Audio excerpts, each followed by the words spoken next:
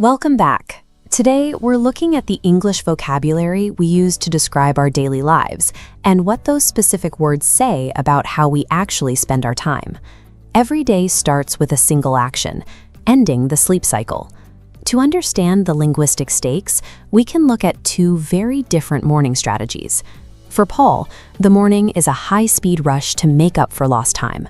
For Emily, it's an intentional sequence that begins well before the sun comes up, centered around a quiet cup of coffee.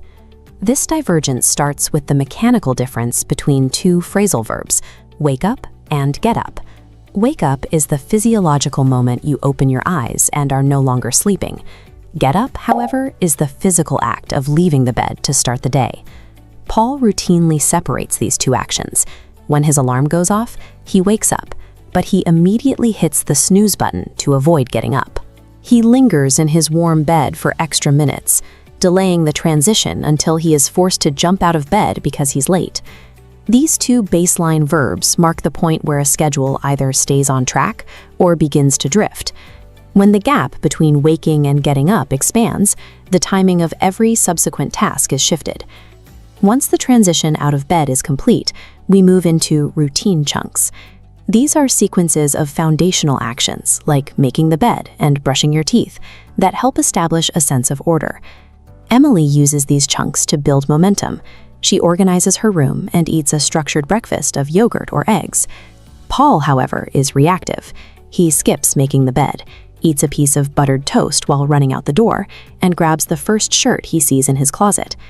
This flowchart visualizes the two paths. Emily's line is straight. She completes one chunk before the next. Paul's erratic line reflects trying to do everything at once. This overlapping approach compounds delays. A delayed getting up makes getting dressed and leaving for work frantic. The accuracy with which we can describe these morning chunks often reflects the physical momentum of the day itself.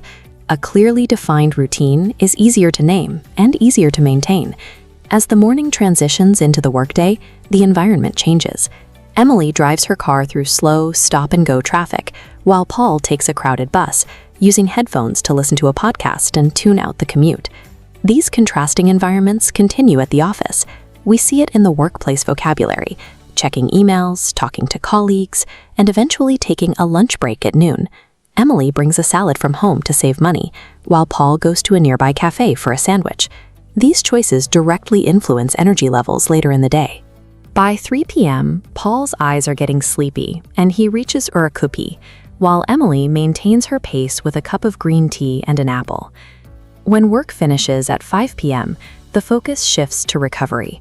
This usually begins with the phrases taking off work clothes and putting on comfortable clothes to signal a change in state. Emily chooses active recovery. She enjoys cooking dinner, focusing on cutting vegetables and listening to music before taking her dog Max for a quiet walk under the stars. Paul's recovery is passive.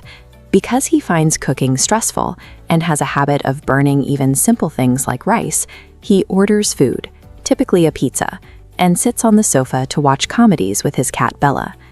The final sequence of the day involves brushing teeth and putting on pajamas. Emily is in bed by 10 p.m. and asleep within minutes, while Paul stays up until 11:30 or midnight, reading things on the internet or watching movies. This late bedtime creates a cycle. Paul's passive evening doesn't just end his day, it guarantees he will be tired when his alarm goes off at 7 a.m., leading him right back to the snooze button. Now that we've seen the routines in action, let's look at the specific linguistic errors that often pop up when describing them. Mastering American English at a B1 level requires catching these common phrasing mistakes. One of the most frequent errors is using the verb do when talking about the bed. As this syntax tree shows, the correct idiom is to make the bed, not do the bed. We see a similar issue with meals. In English, you don't take a breakfast, you have breakfast. When describing your wardrobe selection, a literal translation might lead you to say you put the clothes, but the standard phrasal verb is to get dressed. Finally, keep your directional prepositions clear. You aren't going at work, you are going to work. Learning these specific collocations is essential for clearly communicating your schedule. When you use the right verbs, your description of your day becomes much more accurate to a native speaker. When we combine these words, from waking up to putting on pajamas, we can see the full narrative of a person's day. For Paul and Emily, comparing these routines highlights exactly where their habits differ. Paul can see that his exhaustion isn't a random occurrence. It is the result of staying up late to watch movies, which makes the snooze button unavoidable the next morning. The change happens at the start of the cycle. He wakes up and immediately gets up, stepping onto the floor. Understanding the language of our routine allows us to identify these patterns. Once we can name the steps of our day accurately, we can start changing them. Tell us in the comments, are you a morning person like Emily, or are you an evening person like Paul?